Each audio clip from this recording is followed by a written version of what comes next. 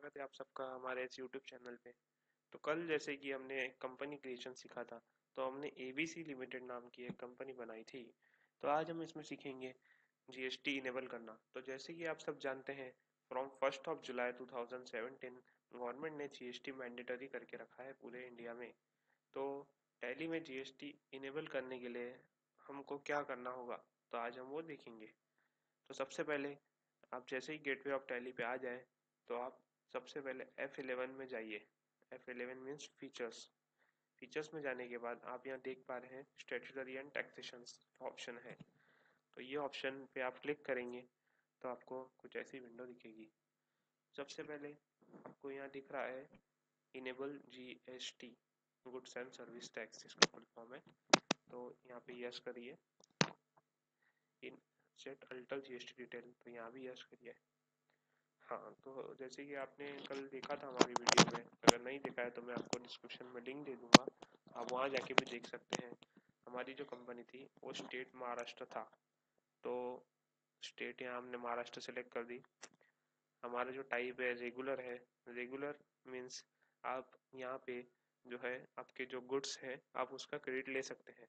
और composition means आपने जो भी सेल की, लाइक आप ने 1 लाख रुपीज़ का गुड सेल किया तो 1% के हिसाब से मीन्स 1000 रुपीज़ आपको टैक्स भरना होगा।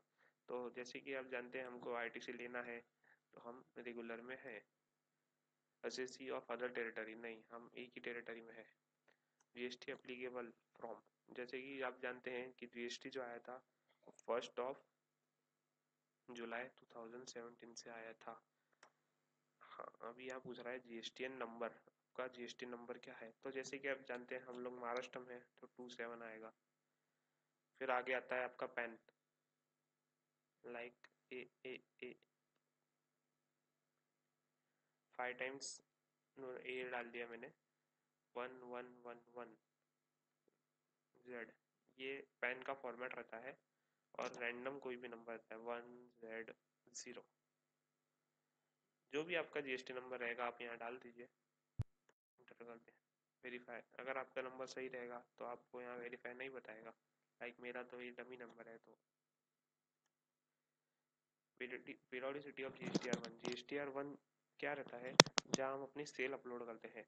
तो अगर आपका टर्नओवर ईयरली 1.5 CR से नीचे है तो आप क्वार्टरली में है, और अगर ऊपर है तो आप मंथली रिटर्न आपको अप्लीकेबल होता है। तो यहाँ हम मंथली सेलेक्ट करेंगे।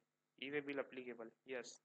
ई वे बिल भी गवर्नमेंट ने मैंडेटरी किया था 1 अप्रैल 2018 से।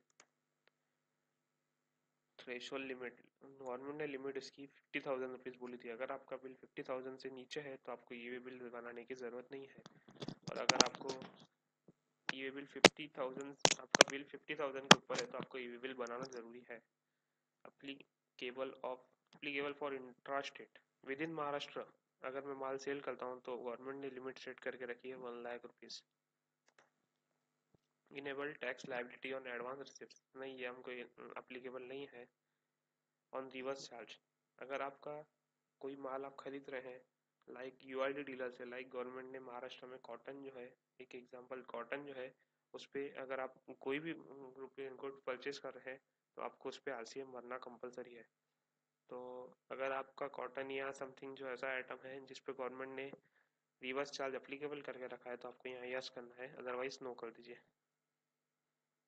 सेट अल्टर रेट डिटेल, अगर आपका एक ही रेट के आइटम आप सेल करते हो, लाइक आप मैन्युफैक्चरर हो या समथिंग जो भी है, अगर आपका एक ही रेट है तो आप यहाँ यस करिए।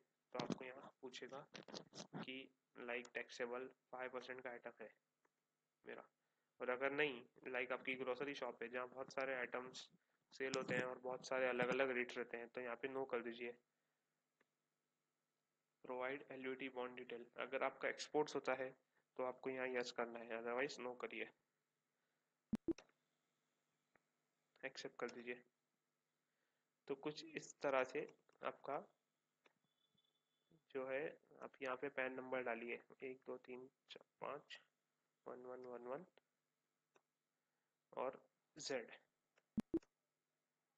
इंटर कर दीजिए। ये आपका जो है जीएसटी इनेबल हो चुका है टैली में। Thank you so much.